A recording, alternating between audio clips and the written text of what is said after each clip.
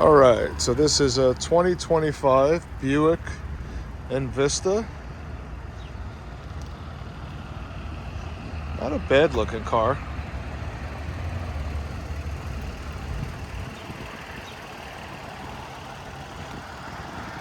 So this is a budget version, but it has a ton of ADAS features.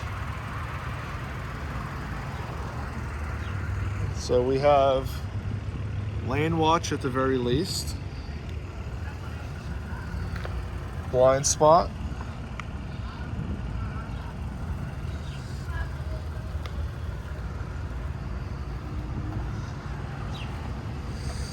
sonar,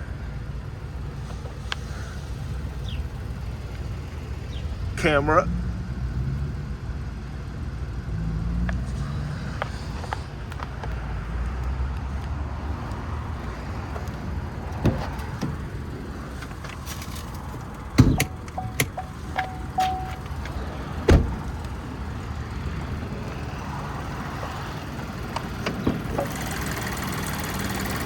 and we can't see if it has a radar, at least easily.